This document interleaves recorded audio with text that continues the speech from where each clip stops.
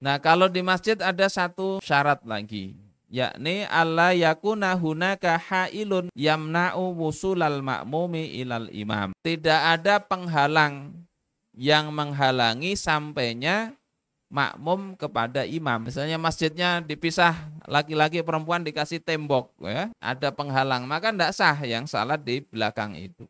Tapi kalau ada sekedar tirai atau apa yang bisa digeser, maka sah sholat di ayyumkina lil makmum al-wusulu ilal imam walau biizwirarin wa in'itof, yakni memungkinkan makmum itu sampai kepada imam meskipun dengan izwirar, ya, belok-belok, in'itof, misalnya membelakangi kiblat. Ini sebetulnya syarat bahwasanya imam dan makmum itu ada di satu tempat. Jadi kalaupun di masjid itu ada apa sekatnya, ya, tapi ada pintunya sehingga bisa makmum tadi ya keluar lewat pintu itu meskipun agak belok atau mungkin agak membelakangi kiblat. Tapi kalau masih dalam satu ruangan masjid maka sah ya di sini, ya, bi ayyuli dhahrahu lil qiblah. Misalnya dia untuk sampai ke imam membelakangi kiblat, punggungnya membelakangi. Asna'a mururihi bil masyil mu'tad, ketika dia berjalan dengan berjalan yang biasa. Jadi ada lawangnya kalau di dalam masjid dikasih sekat itu.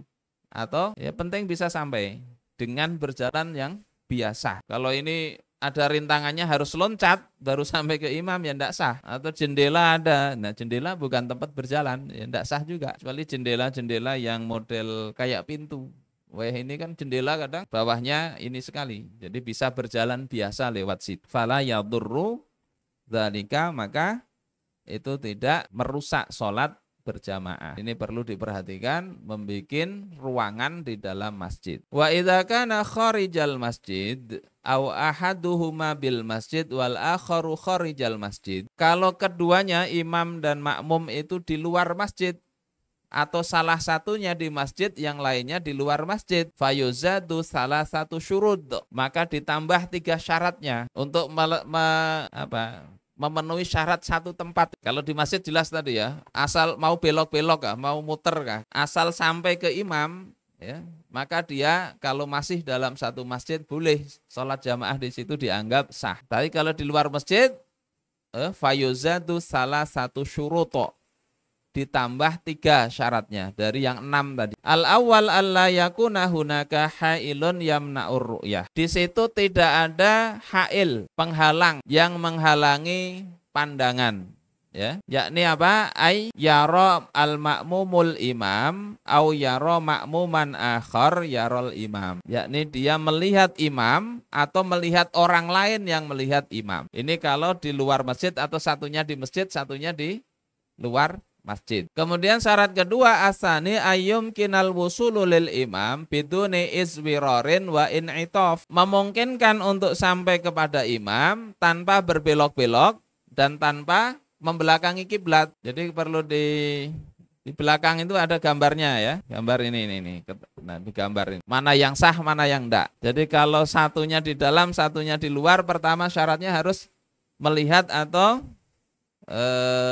melihat orang yang melihat imam. Kalau zaman sekarang sebetulnya untuk melihat itu bisa pakai layar tadi, layar. Tapi asal sebetulnya tidak ada layar, ada makmum yang melihat imam, ya bisa ikut. Yang kedua syaratnya tidak ada penghalang yang bisa makmum ini sampai kepada imam tanpa muter, ya, tanpa belok-belok dan tanpa membelakangi kiblat.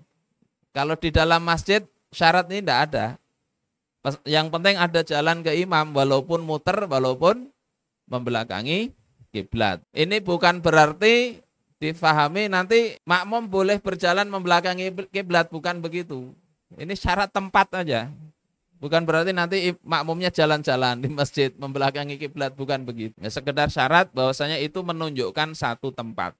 Falau kana hunaka hailun yamna'ul wusula mutlaqan, jika di sana ada penghalang yang mencegah sampainya makmum kepada imam secara mutlak, au yumkinul wusulu walakin biizwirarin wa in'itof, atau memungkinkan sampai tetapi dengan harus muter-muter, belok-belok dan membelakangi kiblat, fala tasihul jamaah, maka tidak sah sholat berjamaah itu. As-salis yang ketiga, alla yazida ma bainahuma ala salasi mi'ati dhira'. Tidak boleh jaraknya itu lebih dari 300 hasta. Ya, 300 hasta sekitar berapa? 150 meter. Jarak imam dengan makmum kalau di luar masjid. Tapi kalau nyambung terus jamaah ya sampai 1 kilo enggak apa-apa. Nyambung terus ya. Ini maksudnya terputus nih antara imam ini 150 meter baru makmum, enggak boleh. Wa idza kana dakhilal masjid fala tadurru ziyadah ala salasi mi'ah dhira' ay mi'ah wa khamsina mitron takriban. Kalau di dalam masjid enggak ada masalah, mau imam di sana, makmum di buncuk, lebih dari 150 meter tetap sah. Wa idza kana kharijal masjid, ya, jika di luar masjid, fatadurru azyadah ala salasimi'ah dhira'. Maka batal, ya, rusak jamaahnya kalau jaraknya lebih dari 300 dhira', ya, 150 meter. Itu kalau di luar masjid keduanya. Wa idza kana ahaduhuma dakhilal masjid wal akharu kharijahu. Kalau satu di masjid, satunya di luar, fatadurru aidan azyadah ala salasimi'ah dhira', maka batal juga jamaahnya kalau lebih dari 300 hasta jaraknya tadi antara imam dengan makmum. Wa tuhsabul masafatu huna min akhiril masjid. Ngitung jaraknya dari belakang masjid.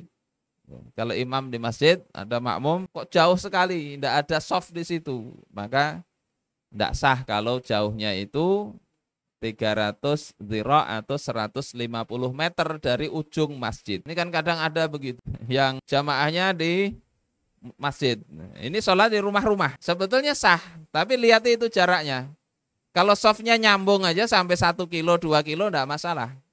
Tapi kalau terputus tadi, jaraknya 150 meter. Jadi tuhsabul masafatuhuna min akhiril masjid la min akhiri soffin fil masjid. Jadi dihitung itu dari akhir masjid, bukan dari soft terakhir di masjid, bukan. Jadi kalaupun di masjid softnya separuh masjid, terus di belakang ada rumah, ada di situ. Tapi rumah ini soft pertama rumah dengan bagian belakang masjid itu jaraknya misalnya cuma 100 meter.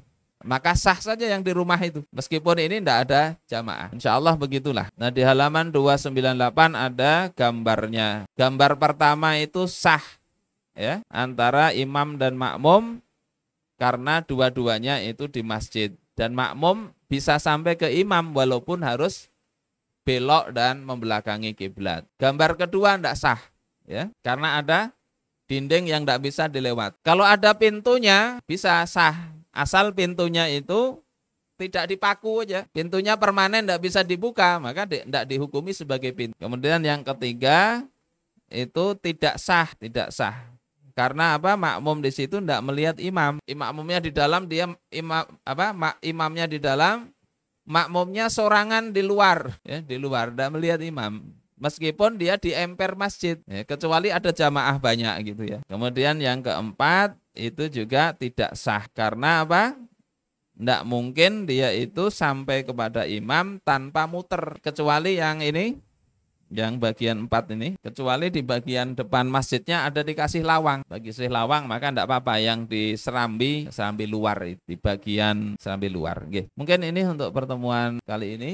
Kalau ada yang mau disampaikan atau kurang jelas, nanti berikutnya itu ada beberapa masalah tentang syarat berjamaah, kemudian uzur-uzur bolehnya terakhir atau ketinggalan dari 2 rukun, ada pembahasannya. Ada pertanyaan silahkan. Nggih, Pak Haji. Jamak takdim, jamak takhir kita. Imamnya sholat isya. Berarti imamnya ini kan mungkin orang mukim ini. Iya, mukim. Ya kita jamak maghrib dulu, baru setelah maghrib, setelah itu isya. Nanti ada pembahasannya. Jadi kerjakan itu afdolnya urut. Jadi jamak takhir dikerjakan maghrib dengan isya, maghrib dulu, baru kemudian isya. Kalau jamak takhir boleh berbalik, boleh. Jadi isya dulu baru maghrib, tidak masalah. Tapi afdolnya tetap urut. Mungkin yang lain. Mohon maaf ini tidak begitu jelas. Saya aja tidak begitu jelas dengar faktor hujan.